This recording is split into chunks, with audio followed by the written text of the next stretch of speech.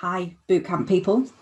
I thought I would have a quick interview with the amazing Connor Kennedy, who has a background that I'm hoping will be interesting and kind of motivational for you at this stage when you're finishing the bootcamp and you're thinking, what do I do next?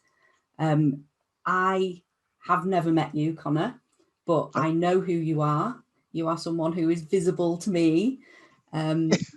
Partly because Connor, I think you got in touch with me maybe at one stage to. I think so, yeah. I think just through my connecting and stuff, I think we just got in touch and then You just started reached from there, out to didn't we? people saying, do you know of any jobs going or, Pretty whatever. much. And Yeah. also you did a really good video with, was it Rose at Transition Yes. Partners? Yeah, it was a real from Transition Partners. They recruit for technology jobs and stuff. And yeah, through a lot of networking and stuff and just bombarding people.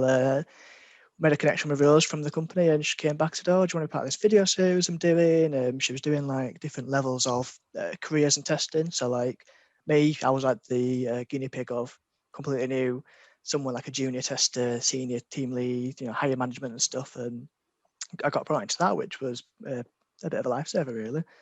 Awesome. So you feel like Yeah, that's made a difference for you doing stuff like that? massive difference. Because I was obviously like no previous experience in technology testing or even, let's say, an office job. So yeah, just reaching out to people and even stuff like this video series I was involved with was massive help, not just for my, start my career, but just for my own confidence as well, really. So tell me about kind of your background before that video and then where you work now. Yeah, cool. So bit of a weird journey. Yeah. Testers, it's always a weird journey with testers. So my whole past 5-8 years experience, it's all been in the animal industry. So I've all been at animal mad, mainly dogs. So I did a college course in animal management. I then went on to do a degree in animal behaviour and welfare. It was like a bit of a sciencey side. It was all involved in predominantly behaviour, training, welfare, but a lot of how you interact with clients and stuff. A big part of that is that a year I did like a year in industry, and I was lucky enough to go and work for an assistance dog charity called Hearing Dogs for Deaf People, where I was a dog trainer. So not testing, but or not technology, nothing. Just your average Joe dog trainer. But with that came a lot of communication, a lot of the people interaction, and an awful lot of problem solving. And as I was going through my final year and finishing, I was like, really liked some of them key skills. I naturally love talking to people. I naturally love trying to solve problems. A bit nerdy, but I was like, right, what can I do now to make this into a career? And I'd sort of realised actually I love dogs, I love that industry, but long-term career maybe not for me. So then I looked towards technology. And then I was like, right, okay, that's scary. Seems really technical, seems really this, that. Do I have to go to do a degree in it? And all these people just tell me, right, just go research. And that's when I found testing. And I was like, oh, okay, so they look at an application, they look at requirements, they test it, solve a problem. Thought, well, that's literally what I do, but for animals. I could sort of pick out these little bits and bats. So then from that, I essentially ended up networking. I had to really try and brand myself as I'm not just a dog looker after her. I've got skills I can use. So I looked at options. I connected with a gazillion. That's a complete lie. A big handful of people on LinkedIn, and each person I wanted to connect with, I'd message, I'd proactively ask questions. They would then often point me on to another person who would point me on to another person. And that's initially where my journey started, this transition. And where I am now, it's at ASDA as a technology apprentice, and I'm currently in the QA team doing testing. That's my job. Awesome. So So you've managed to yeah, land your first job in testing from really completely different. Completely different background. No hard skills in anything to do with testing. What the biggest thing that did it for me is, like we touched on earlier, that I was part of this video series.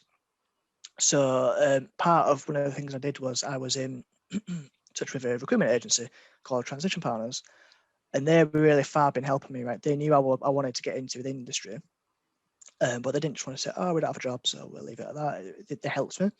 They either did or directed me to events. There was like little boot camps and stuff that there was online that I could have joined. There was all these different things. But then I was actually invited to that video series where, you know, I got to be part of that, where my journey of wanting to get into testing. And then I essentially ended up using that. So I put on LinkedIn, promote myself through that, just to try and get me out there a bit more. And then an apprenticeship at ASDA popped up, and I was like, oh, fab, applied for that. But then I also sent this video in to, I can't, unfortunately can't remember the name of the lady who was running it, but I emailed the video to her, saying, I've just applied, I've done this video. Was it like the internal recruiter? Yeah, it was the internal recruiter, sorry, yeah. Claire, she was called, I think. Yes, and I actually got a response. And like it was almost that it was a pleasant surprise that I'd sent something in, because I guess if I was applying for a job that I was passionate about, I want to actually show that I'm passionate, to maybe give me that extra chance of getting an interview. I don't know if that is what helps or not, but I'd like to think that at least I tried something different. And then when it came to the actual interview process itself, yes, like, how did that side of things help you there? Yeah, definitely. So not gonna lie, I was terrified initially when I started, because there was all this sort of self-doubt in that, how am I going to build this bridge from dogs to tech? And like I knew of myself that you know, that I could do it, but how could I show people that I could do it? So there was an application centre, sort of application day, where there was a few of us in this video call, and there was all these people with like technology degrees and this and that, and I was like, oh wow, okay. But then again, I've always been said, just be genuine, be yourself. That's what I did.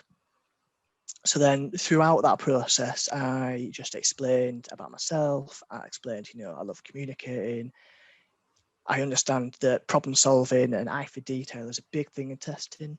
Yeah, I might not have done the job before, but this is where I've implemented it. So I gave examples of when I was training my dogs, when I was even in kennels, or at one point in that little bridge between my finishing my degree in Stein at ASDA, or even applying for ASDA, I did a short stint in a pub, because it was local, still earning money, and I don't like not working. So, but there's examples from there I could pull out of when, let's say, the unfortunate COVID hit.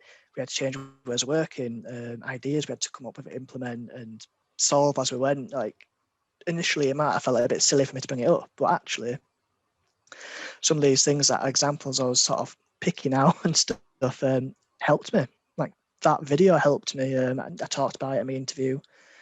If there was a question that I got asked that either I might not have had a direct example for, or there was actually something I wanted to portray to them that I didn't ask, I'd find a way of filtering it into another answer. Love that. So I guess for anyone listening, if you ever want to make sure whoever you're talking to, or let's say an interview, or just know what people you want to get across, don't be afraid. Just if you want to say something, say it.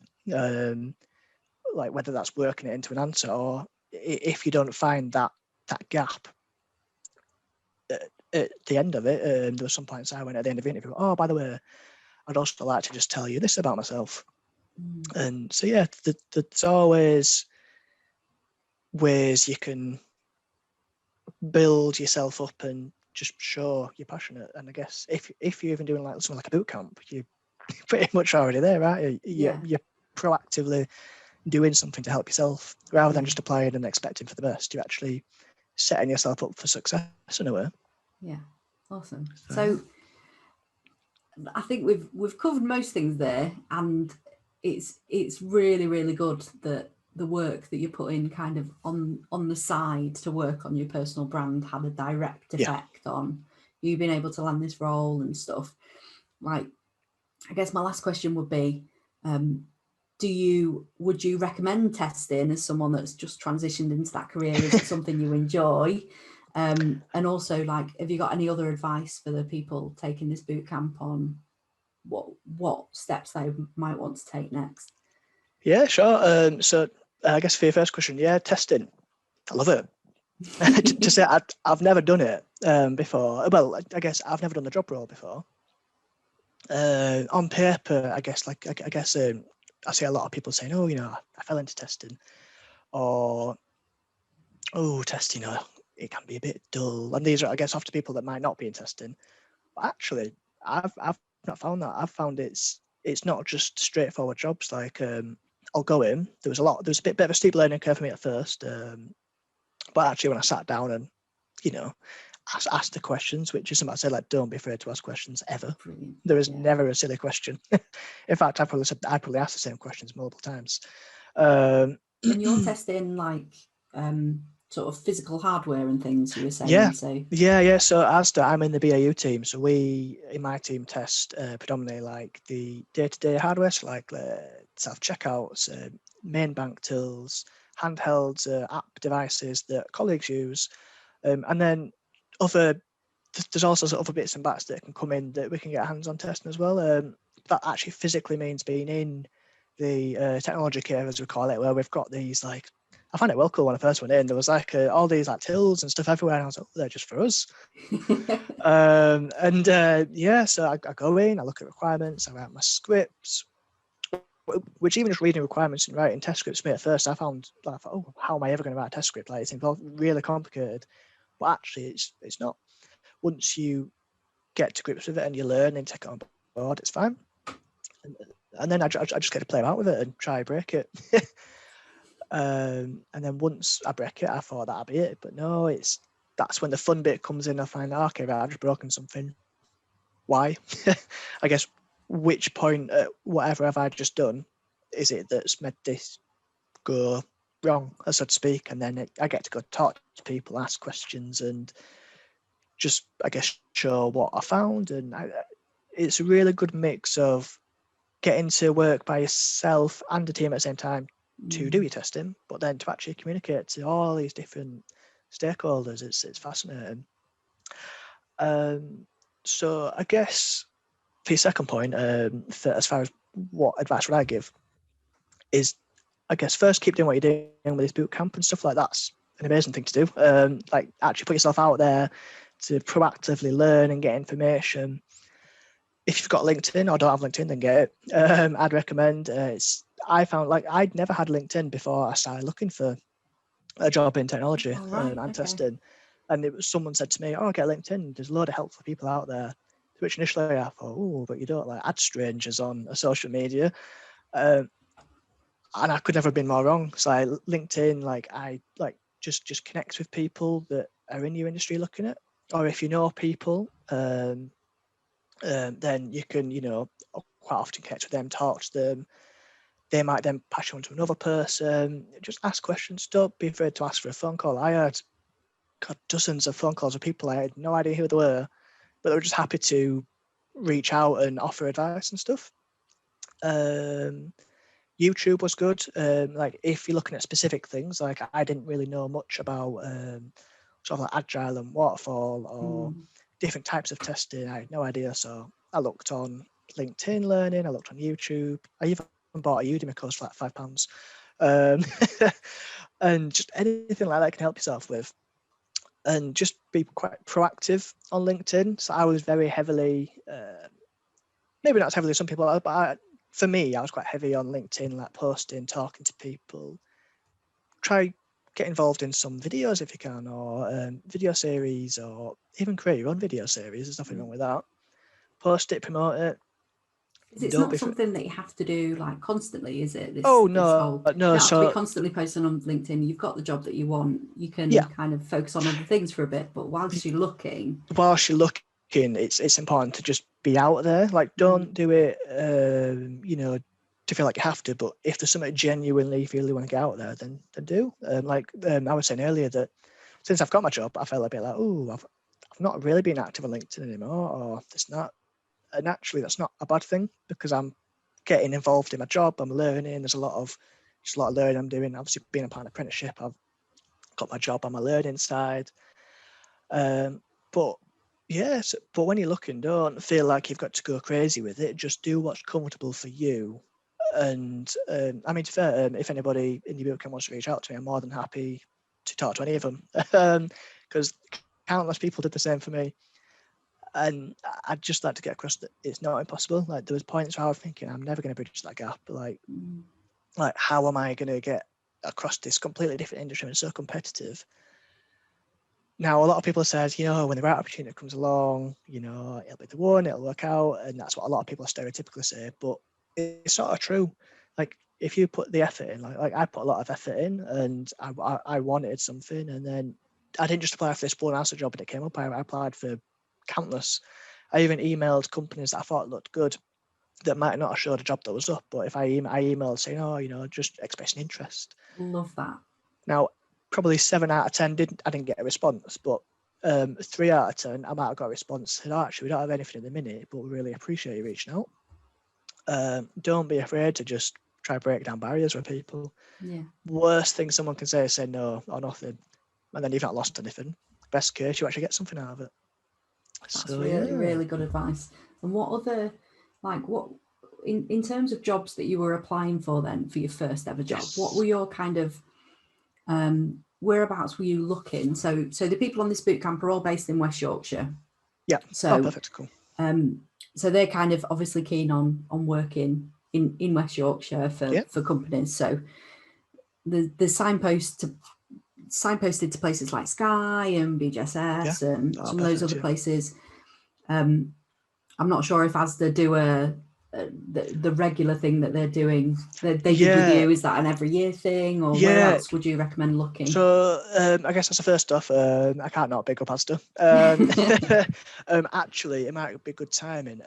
So ASDA do a regular yearly apprenticeship program. So I think we're in now March. I think they're actually doing the next recruitment drive for apprentices in maybe April, May time. I'm happy to check after this call and send it your way. You can send it on to your boot campers. But we will be recruiting for 3 apprentices. I think there's normally a developer one, couple in testing or automation as well, automation testing. And then it'll just expand every year. But as a whole, I looked at and applied for stuff like, I looked at BJ, SS, FDM. Actually, did actually go, started their recruitment process and then got offered the ASDA one before I finished it.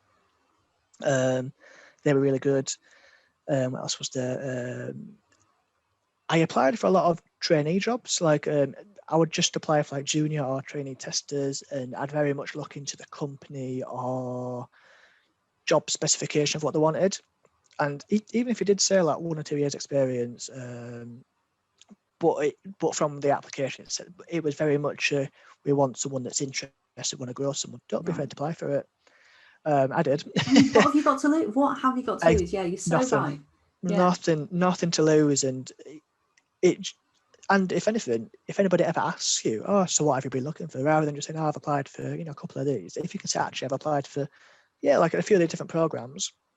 Like Sky, you mentioned was a really good one as well. But then if you can say, actually, I've reached out to companies that haven't even got jobs posted, or I've just applied for stuff, like I might not hit all boxes, but I feel I would fit their sort of persona criteria of what they want to build, then go for it. Graduate programs, I applied for a few of them. I think I was going to apply for Sky's testing one, but I think timeline for me I ended up joining ASDA before I could apply for. Okay, so you found with the graduate schemes it was okay to have a non technical computer science degree, like you were still able to apply. Yeah, 100%. So I think the Sky one in particular, I believe, now don't quote me, but I believe it was just a degree of sorts, or even if some of them, even if they did say like a STEM degree, normally they'd say something along the lines of a STEM degree or experience or STEM degree or a passion for, what I found is very much people orientated. It's like with ASDA, they saw that I didn't have the technical skills or experience, but they saw the drive, they saw the passion, they saw what I wanted.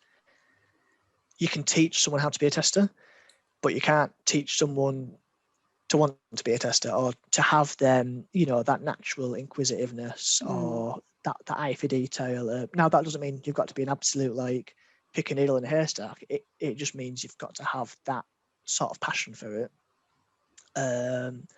So with some of with this Sky one, I actually reached out to a couple of people from Sky on LinkedIn from Connect, and set up calls with them. They even told me about the application process, what it's like to work in testing at Sky. One person, Laura, who actually works in testing at Sky, managed to connect with her, and I think that was I got connected through her through Rose at Transition Partners.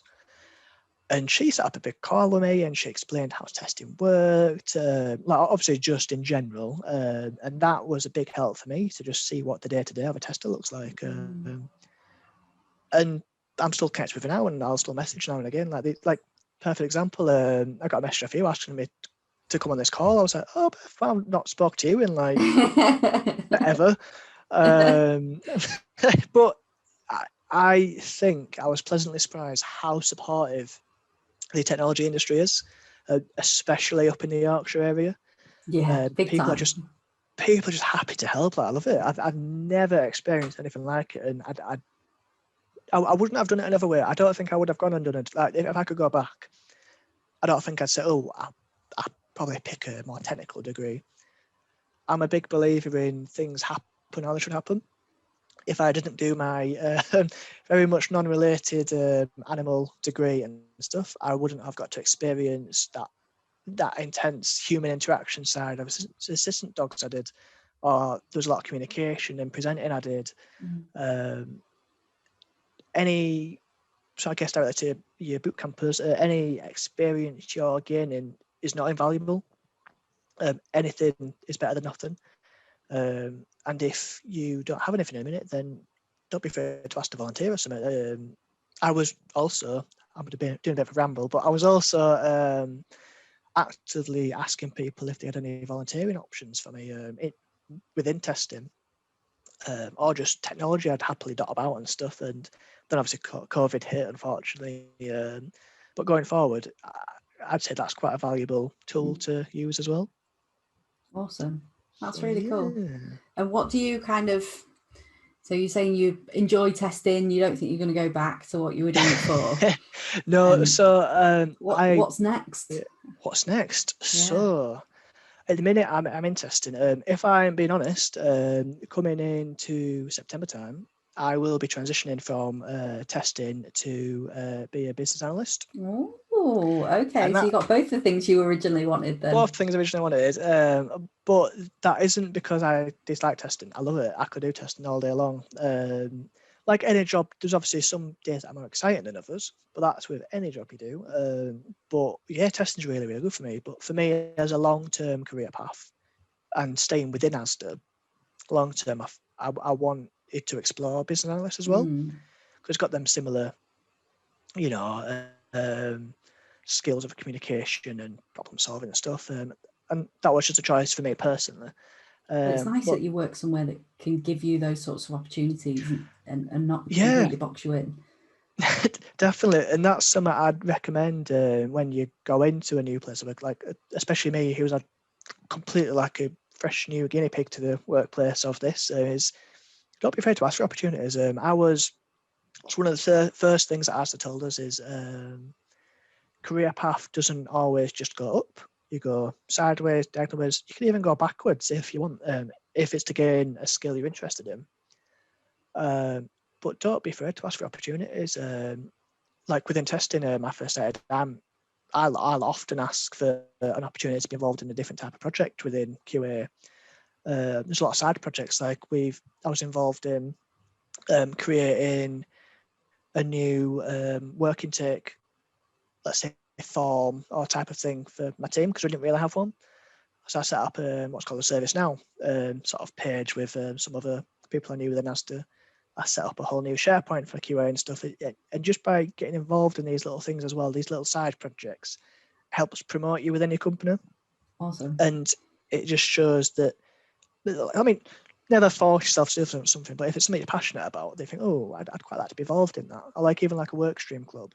If you can be involved in something that you're passionate about, then it just shows to your employers that actually, oh, this person is taking it seriously. They're really, really good. You know, it shows you're valuable, but it just shows you're passionate. And if you're passionate, then you don't have to worry about if, you just have to worry about when. Because someone will always pick up on passion, and you will always find the right opportunities. You just need to wait for it to come up, really. Which is a bit of a stereotype, but that's definitely really true. Cool. That's really cool. Right, I think that's all the questions I wanted to ask, but is there anything else you wanted to add?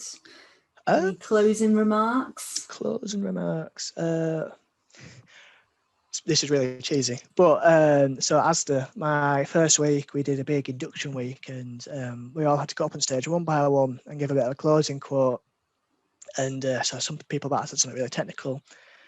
Maybe me, I always just say what I think. So if I had to leave you with my closing remark I used ASDA Learning Week was of